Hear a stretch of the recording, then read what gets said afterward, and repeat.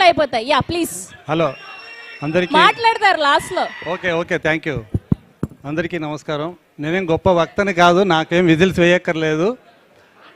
ఈ సినిమాలో ఒక పార్ట్ అవడం, మంచి పాటలు రాసే అవకాశం రావడం చాలా సంతోషంగా ఉంది. ఎందుకంటే ముఖ్యంగా సినిమా కథతో పాటు ప్రయాణించే పాటలు ఇవన్నీ. పాటలు కేవలం పాటల కోసం కాకుండా పాటల్లో నాతో సాహిత్యం కన్నా కథే ఎక్కువగా రాయించారు డైరెక్టర్ గారు. కాబట్టి పాటలు వింటే సగం కథ అర్థమైనట్టే.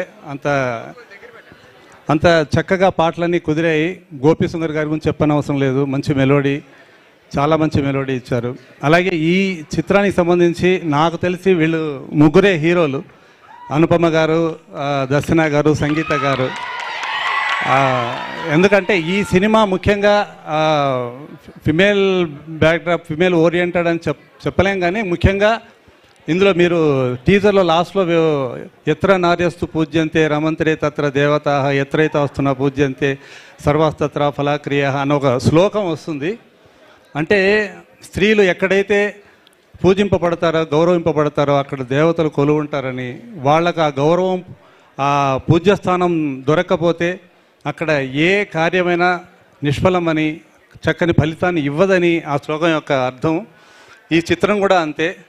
ఈ చిత్రం కూడా ఆ స్త్రీ యొక్క ఔన్నత్యాన్ని, వారి ఆత్మాభిమానాన్ని మనం కాపాడడానికి ఏం చేయాలి ఏమిటి అంటే, ఒక చోట ఉన్న ఒక సనాతన సంప్రదాయానికి కొత్త భాషని చెప్పే చిత్రకథ ఇది. చాలా అద్భుతంగా ఉంటుంది. మీరు స్క్రీన్ మీద ఇప్పుడు చూసింది చాలా 1% నాకు తెలిసి, కానీ సినిమా ఆద్యంతం మిమ్మల్ని చాలా ఫీల్ అయ్యేటట్లు చేస్తుంది. అంటే ఇటువంటి సినిమా మళ్ళీ మన ఇండియన్ స్క్రీన్ మీద కూడా రాదేమో అనిపిస్తుంది. అంత అద్భుతమైన కథ. డైరెక్టర్ గారికి ముఖ్యంగా థ్యాంక్స్ చెప్పాలి. నిజంగా డేరింగ్ కావాలి ఇలాంటి సినిమా తీయడానికి. అలాగే ఈ చిత్రంలో నటించిన సంగీత గారికి మొట్టమొదటి శివపుత్రుల్లో నేను పాట రాశాను, చిరుగాలి వీచిన, మీకు తెలుసు. తర్వాత మన అనుపమ గారికి కూడా ప్రేమం సినిమా, ఆమె ఫస్ట్ సినిమా, దానికి రాశాను. దర్శన గారికి ఫస్ట్ టైం నేను వర్క్ చేయడం. యాక్చువల్గా దర్శన గారు మంచి ఆర్టిస్టే కాదు, మంచి సింగర్ కూడా, చాలామందికి తెలియదు.